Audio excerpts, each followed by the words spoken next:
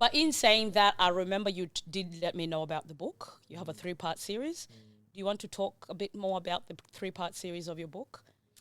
Yeah, I mean the book, it's called A New African, which is a interesting inspiration really. I remember there's a one prolific speaker from South Africa, Zimbabwe. You might know him, Joshua Maponga. In 2019, I'd gone to South Africa on a special occasion, and he's a friend of mine, so we had this meeting together. How do you become friends with such a prolific man? Well, How do you just I meet don't know. I somebody? think isn't it that the better of the feather, you know? Yeah, it's true. So They do anyway, flock. we've been friends from a long time. I think I've known him for over 25 years or Well, that's a decent time. and so anyway, we were having a conversation, and I was saying to him that we actually need a new way of thinking as Africa. I like that. And he said, look, Africa has always been, Africa has carried the whole world. We don't need a new Africa. Oh, I like that. The person that we need is a new African. Say that again. Is a new African. A new African, not a new Africa. We're not a new Africa. I like that. And we need a new way of thinking. Yes, as Africans. And I know, yeah, man, it really set me thinking, and I thought to myself, how can we think differently? What is it that we are doing wrong in our way of thinking, in our mindset? How do we move forward in such a way that as our generation we can make a mark and leave a good legacy for our children coming? Yes. And so that's where the book comes from. And it's a well-structured book. Lovely. It's in 3 parts because part 1 is about the history of where we come from. Yes. So I needed to really you have to start from the beginning. Yes. A summary of where we come from and narrate our story in our own words. Yes. And then this part 2, it's a simple summary of our present situation in Africa. Yes. What are the main issues? Yes. In a positive and in a negative way, where are we situated as a continent? What are the main issues? And then the last book is about then how do we move forward as a people? Love that. Yeah. So you've got a beginning, you've got a middle, and now you are concluding what is this all about? Exactly. What can we do further? Exactly. Yes. Of course, it's not just my thoughts, but it's triggering a conversation. Yes. Especially for our new generation, it's triggering a conversation of how we can start to forge a unified voice. Yes. And a unified thinking. Yes. In a way that we move forward as Africans. Exactly. Not necessarily as, it is very interesting. There's very interesting concepts coming out of it. Yes. For instance, what is an African diaspora? When all Africans are displaced. Whether you are in Africa or outside Africa. Yes, it's true. If you are an African at this moment when we have this little power, yes, we are all displaced. And how do we begin to appreciate that as a people together, we have been displaced? And the other concept which is very interesting is, how do you define an African? Well, let me chime in very briefly. I've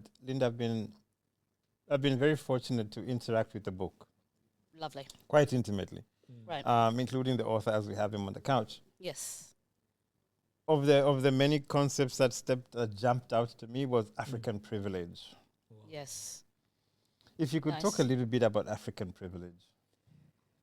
That's a very interesting topic. If you look closely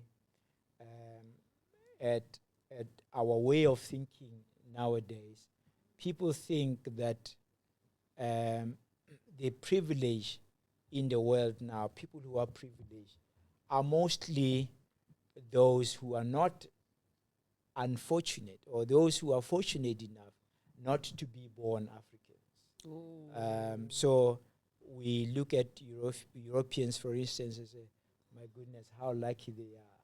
Even the Europeans themselves, they probably think, my goodness, I wonder what would have happened to me if I was born in Sudan or something. I'm sure they look at, So there's this sense that somewhat it's a disadvantage to be an African. And so in this book, I make a little story. I start from a little story in order to drive a point home of a young girl who was born in Pretoria, very beautiful African young girl called Khotato. And Khotato was born with a little mark on the face on the side of her face. And this mark was in the shape of Africa. Are you serious? And kids used to laugh at her growing up. And then they mocked her. They called her Africa. Oh, dear. Can you imagine? Yeah. And then, it's as if it's a scorn to be called Africa. Yeah. And then she grew up to become this beautiful, amazing model, African model. Wow. Mercedes-Benz and so nice. forth. She's a prolific personality.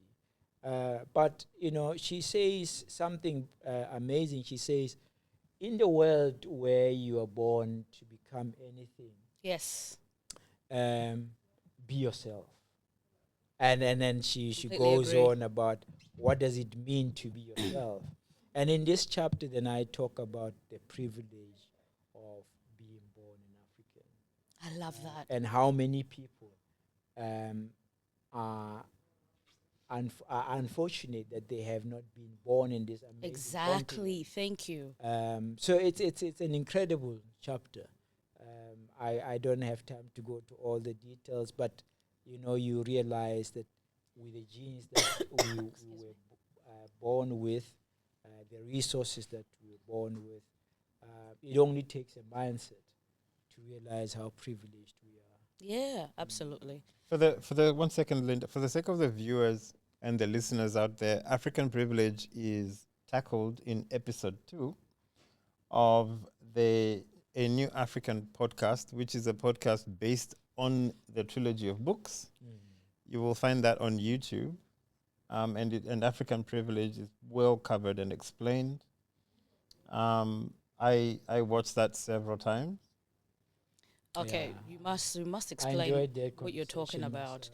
Are you talking about Dr. Molapo's podcast? Yes. Okay, say that so that the viewers can understand. Oh, it's Dr. Molapo's podcast. It's called A New African with a K.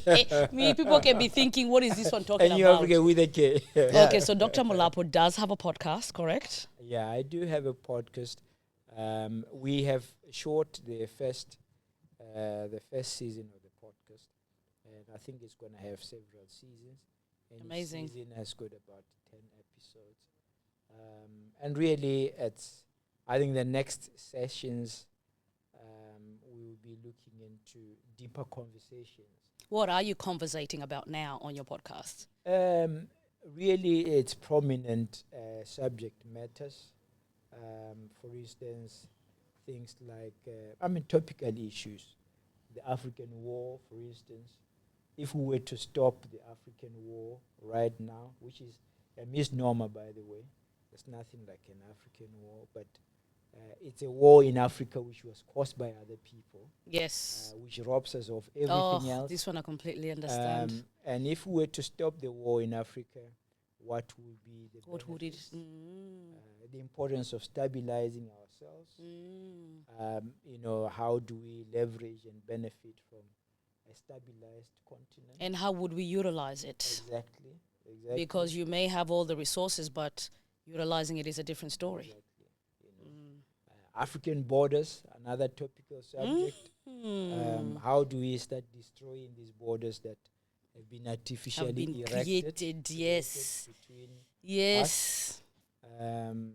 It's a difficult one because we don't it's not just a question of erasing the actual physical borders. Yes. It's actually even the psychological Oh, borders. it's deep rooted, if I can put it that way. Yeah, it's you know, African economy. How do we start, you know, sharing our goods, sharing our services, the free movement of our people. I mean, even African animals are free to move around. Imagine. Why can't African people just be free to move around? Good one. I like that. Yeah. So it's a very, I guess these things they are all geared towards somewhat planting a seed towards the change of the mindset. Yeah, that's great. I think you're doing great as far as, you know, showcasing your podcasts, you know, and showcasing Africa as a whole, both historically and, you know, who we are as people and economically and so on. So you're putting Africa on the map in that regard, and I think that's fantastic. Yeah. Well, I don't know. That's what Maponga was saying. We can't put Africa on the map. You know, Africa has put all of us on the map. I love it. Africa has put the world on the map. It's and true. it's about us changing ourselves so that we respect Africa. I mean, the motherland has given us everything as a people. Absolutely. Humanity comes from Africa. It is the manipulation that has been instilled upon us Exactly. that has made us who we are, where we are right now.